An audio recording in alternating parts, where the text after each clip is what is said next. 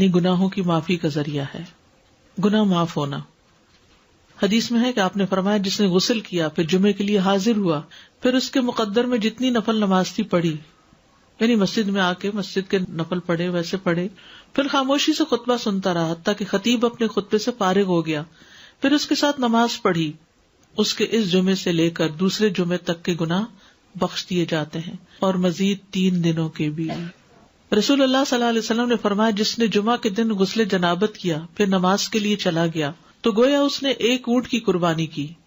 اور جو شخص دوسری گھڑی میں چلا تو گویا اس نے 1 گائے کی قربانی کی، اور جو تیسری گھڑی میں چلا تو گویا اس نے 1 سینگ والے دمبے کی قربانی کی، اور جو چوتھی گھڑی میں چلا تو گویا اس نے 1 مرغی کی قربانی کی، جو 5ویں گھڑی میں چلا تو گویا اس نے 1 انڈا اللہ کی راہ میں دیا۔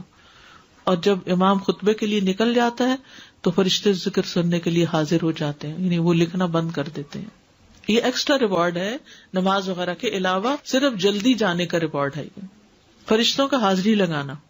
کیونکہ فرشتے یہ حاضری لگاتے رہتے ہیں۔ جب امام خطبے کے لیے نکل جاتا ہے تو وہ اپنے دفتر لپیٹ دیتے ہیں اور ذکر کو یعنی خطبے کو غور سے سننے لگتے ہیں۔ جمعے کے لیے جانے والے قدموں کے لیے خوشخبری۔ عبایہ بن رفاعہ کہتے ہیں کہ میں جمعہ کے لیے جا رہا تھا کہ راستے میں ابو ابس رضی اللہ عنہ سے میری ملاقات ہوئی، تو انہوں نے کہا کہ میں نے نبی صلی اللہ علیہ وسلم کو فرماتے ہوئے سنا کہ جس کے دونوں قدم اللہ کی راہ میں غبار آلود ہو گئے اللہ اسے دوزخ پر حرام کر دے گا۔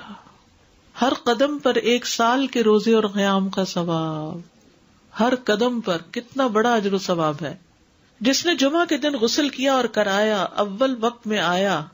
خطبہ میں شروع سے حاضر رہا، پیدل چل کر آیا، سوار ہو کر نہ آیا، یعنی ایسی جگہ بھی ہوتی ہے نا کہ جہاں پر مسجدیں بہت دور نہیں ہوتی ہیں، موسم اتنے سخت نہیں ہوتے، اب تو پارکنگ بھی کافی دور دور جمعے کے دن کرنی پڑتی ہے، تو وہ جو قدم چلے جا رہے ہیں نا اس پہ خوش ہو جایا کریں۔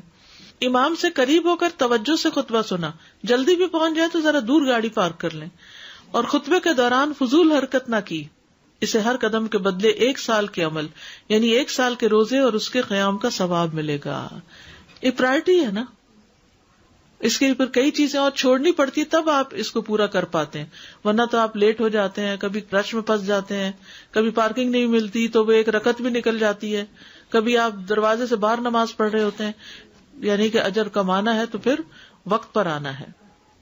جمعہ کے دن 5 کام کرنے والے کے لیے خوشخبری۔ جو آدمی ایک دن میں 5 امور پر عمل کرے گا اللہ اسے جنت والوں میں لکھ دے گا، اور وہ کیا ہے؟ مریض کی تیمارداری کرنا، جنازے میں شریک ہونا، دن کا روزہ رکھنا، جمعہ کے دن نماز کے لیے نکلنا، اور غلام آزاد کرنا۔ اب اس میں یہ کہ یہ 5 کام جمعے کے دن ہی ہو سکتے ہیں،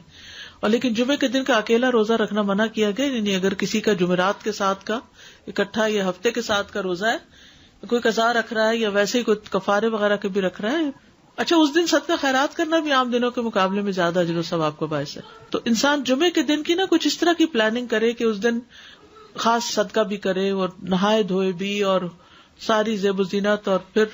تیار ہو اور گھر بھی صاف ستھرا کرے، یہ کہ اہتمام نظر آئے کہ آج جمعہ کا دن ہے۔